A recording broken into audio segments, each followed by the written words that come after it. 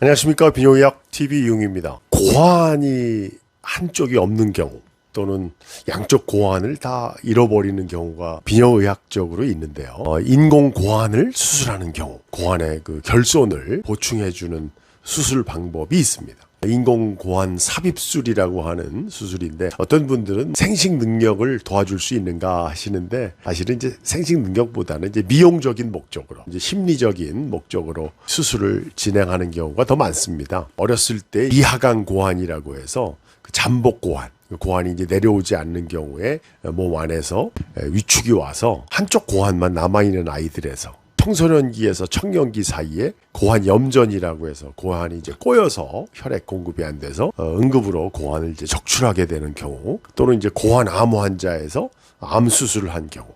또는 이제 손상을 받았을 때 고환이 파열돼서 고환을 절제하는 경우들이 있기 때문에 나중에 제거하는 수술과 동시에 또는 나중에 미용 목적, 심미적인 목적으로 인공고환 삽입술을 하게 되는 경우들이 있습니다. 인공고환의 이 보형물이 지금 50년 이상의 역사를 가지고 있어서 초기에는 이제 금속으로도 만들었었고 유리 구슬도 사용했었고 실리콘으로도 이제 사용을 했었는데 딱딱한 정도 때문에 여러 가지로 개발이 됐죠. 그 이후에 그 여성의 그 유방 보형물처럼 코헤시브 겔이라고 해서 아주 부드러운 재질로 이걸 만들기 시작했었는데 1990년대에 미국 FDA에서 큰 사고가 있었죠. 그런 이제 충전 물질들이 새 나오거나 인체 조직하고 만나게 되면 굉장히 심각한 조직 부작용을 일으켰기 때문에 충전하는 겔이 들어있는 유방 보형물도 생산 중지가 됐고, 똑같은 원인으로 해서 인공 고환 보형물도 더 이상 생산하지 않게 됐습니다. 그래서 이제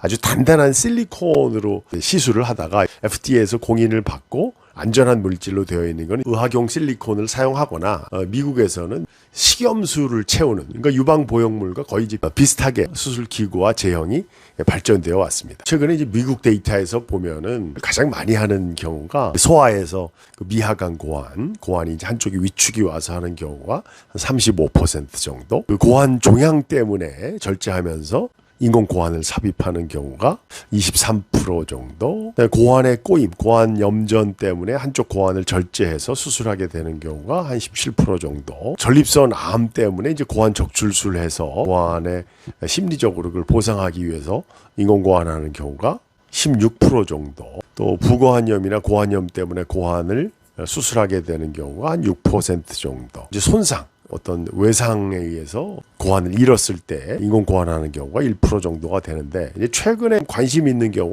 트랜스젠더에서 인공 남근을 만들었을 때 남성 생식기로 전환을 해서 음경 보형물을 삽입을 하고 그다음에 2차적으로 인공 고환 삽입하는 경우들이 케이스들이 늘고 있습니다. 어떤 그 질환이나 종양 이런 것 때문에 고환을 잃게 되고 고환이 한쪽을 절제하게 되고 설명을 듣는 경우가 절반이 안 되고 있습니다. 의사들도 이제 질병에 대한 수술에 중점을 두다 보니까 기능적인 재활이 아니라 심미적인 재활 수술이다 보니까 모든 환자한테 제한을 하게 되지는 않는데, 제한을 받으면 그 중에서 시술을 받는 경우는 이제 또 반수가 안 되다 보니까 실제 수술을 받는 분들은 전체 대상 환자의 4분의 1이 채 안 된다고 이렇게 알려져 있습니다. 알아보시고 이제 수술을 원하셔서 오는 분들도 있지만 1차적으로 그 질환을 보는 의사들로서는 음낭 수술의 그 흔적이 너무 이제 돌출돼 있거나 그 방사선 치료를 해서 피부 상태가 좋지 않은 경우, 추가적인 방사선 치료나 항암요법을 하기 전에 수술적인 그런 심리적인 부담을 갖는 거는 환자들이 참 받아들이기 쉽지 않은 것 같습니다. 나중에 방사선 치료나 항암요법이 끝난 다음에는 얼마든지 고환암 환자들도 인공 고환 삽입술을 시행할 수 있습니다. 소아에서 미하강 고환에서 그 자기에 맞는 사이즈로 수술을 했던 경우는 나중에 그 커가면서 큰 고환으로 이제 바꿔줘야 된다는, 2번 수술해야 된다고 하는 이제 부담감이 있는데, 해보면 어떤 분들은 이제 어렸을 때 위치를 잡아서 나중에 음낭이 커진 다음에 그 공간을 확보해 놨기 때문에 재수술할 때도 큰 부담이 없다는 그런 또 장점이 있어서 소아에서 시행을 하고 성인이 돼서 다시 한번 재수술을 또 권하게 되는 경우도 있습니다. 우리나라에서는 이제 여성의 남성화 수술이 이렇게 많이 시행되고 있지는 않아서 상당히 많지는 않지만 사실은 음경 보형물 수술하는 것도